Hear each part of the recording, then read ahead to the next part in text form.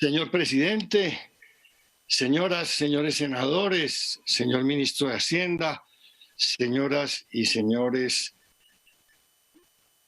que siguen esta transmisión. El Partido Alianza Verde asumió con entereza sus responsabilidades públicas frente a la emergencia. No tenemos que dar más pruebas que lo que ha sido el comportamiento, el liderazgo de nuestra alcaldesa de Bogotá, la doctora Claudia López, nuestro alcalde de Cali, el doctor Jorge Iván Ospina, y los demás alcaldes que representan al Partido Alianza Verde en el país. Ellos han dado muestra de liderazgo, de responsabilidad, de método en la definición de un sistema de trabajo y de un gran sentido de la oportunidad. Igualmente, el Partido Verde entregó el primer día de sesiones de esta corporación del Senado, el día 13 de abril, el documento que ya había entregado a los medios de comunicación, en el cual planteamos nuestra estrategia para manejar esta emergencia. Y dijimos en ese documento que está ahí en las actas y que está en la Comisión Tercera del Senado también.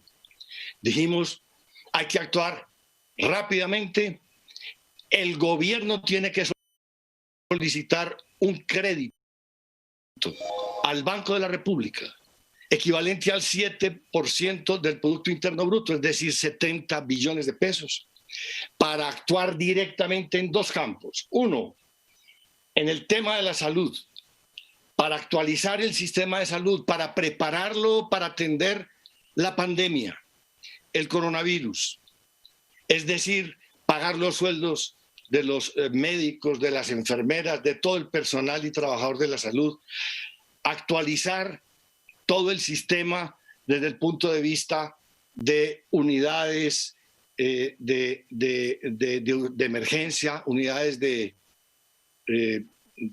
emergencia, lo mismo que todo el equipamiento que se necesita para atender a los enfermos del coronavirus. Dijimos al mismo tiempo, para esa inversión, 8 billones de pesos de los 70 billones de pesos que el gobierno solicitaría al Banco de la República. Adicionalmente, 62 billones de pesos para atender a la población, para atender directamente a la población, para evitar hambrunas, para evitar la angustia de las familias en condiciones de confinamiento. Y entonces decimos en esa propuesta, 9.3 millones de trabajadores informales deben recibir salario mínimo con prestaciones sociales, directamente, subvencionado por el Estado, transferencias del Estado. Igual, 2.8 trabajadores formales, hasta 2 salarios mínimos a través de las empresas para que las empresas mantengan sus trabajadores y no se desmovilicen y no se desmantelen. 2.3 millones de desempleados, un salario mínimo con prestaciones. En los 9.3 millones de trabajadores informales están los trabajadores independientes y por cuenta propia. Y un salario mínimo con prestaciones para 486,000 migrantes, fundamentalmente venezolanos, oficializados, inscritos en la Oficina de Migrantes de la Cancillería General de la República, que también son seres humanos y que también están ocupando nuestras calles, nuestro espacio, y a los cuales tenemos que atender en nuestra condición y en su condición de seres humanos. Dijimos al mismo tiempo, hay que llevar alimentos directamente a los hogares para que la gente no tenga que salir de la calle, de la casa y correr los riesgos del contagio. Desafortunadamente el tiempo pasó, no se hizo eso, y entonces lo que hemos dicho es esos ingresos que se le están entregando a través del programa de suministro de efectivo, incluye, por supuesto, la atención al tema alimentario, al tema del techo y al tema de los servicios públicos. Amigas y amigos, tenemos un problema en Colombia de no solamente una pandemia, sino que esta pandemia nos llegó con un Estado desmantelado, porque lleva muchos años Colombia manejado con la mentalidad de que el Estado tiene que ser pequeño y no tiene que intervenir. Y entonces las condiciones en las cuales nos encontramos son de un altísimo grado de indefensión. Por ejemplo, el sistema de salud desmantelado. Se está a las carreras pasando de 2.600 unidades de cuidados intensivos a 10.000. Es decir, estamos solamente en el 25%.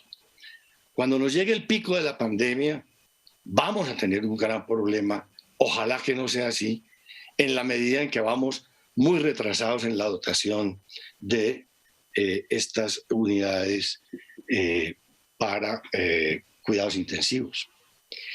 Al mismo tiempo, tenemos situaciones como la siguiente. En los estudios que se está publicando el doctor Juan David Delgado sobre las comunidades negras, y lo traigo como ejemplo, las comunidades afrocolombianas, nos encontramos con la siguiente situación. Esas comunidades son absolutamente vulnerables frente a la pandemia. El 19.6% de esa población está, el 50% de esa población está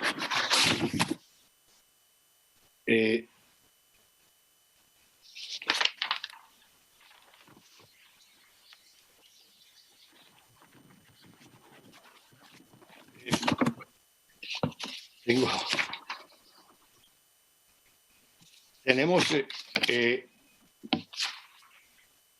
esa población está en las siguientes condiciones de vulnerabilidad. 113 municipios afrocolombianos. De los 113 municipios afrocolombianos, hay 106 municipios que no tienen unidades de cuidados intensivos. Es decir, el 94% de las poblaciones afrocolombianas no tienen dotación para cuidados intensivos. El 80% de esa población está en condiciones de pobreza multidimensional. El 28% tiene problemas de hipertensión, el 33% tiene problemas de sobrepeso y el 16% tiene problemas de obesidad, que son todas características de personas altamente vulnerables frente a la pandemia. Cuando llegue, y si llega ya que todos esperamos que no sea así, el contagio, allá puede haber una matanza. En iguales condiciones seguramente están las poblaciones indígenas, como lo acaba de mencionar, como lo acaba de explicar el colega Feliciano Valencia. Entonces, eso da prueba del grado, digamos, de indefensión en el que nos encontramos los colombianos frente a un problema tan dramático y tan grave como es el de esta pandemia del coronavirus. Ahora bien, hemos dicho un crédito del Banco de la República, porque es que el gobierno escogió el camino de los bancos para tramitar su política de atención a la pandemia, y ya todos sabemos, porque aquí se ha dicho de manera reiterada, lo que está pasando con los bancos.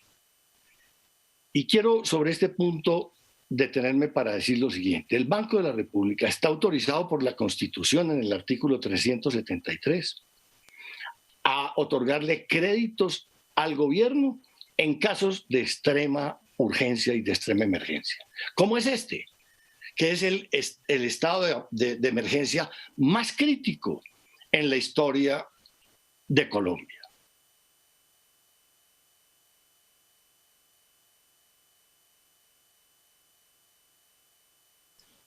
Senador Marulanda, tiene un minuto, senador Marulanda, para que termine.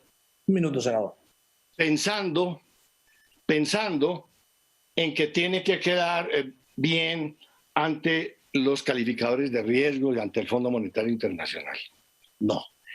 El Banco de la República es una agencia del Estado que tiene una responsabilidad dentro del sistema de un Estado social de derecho.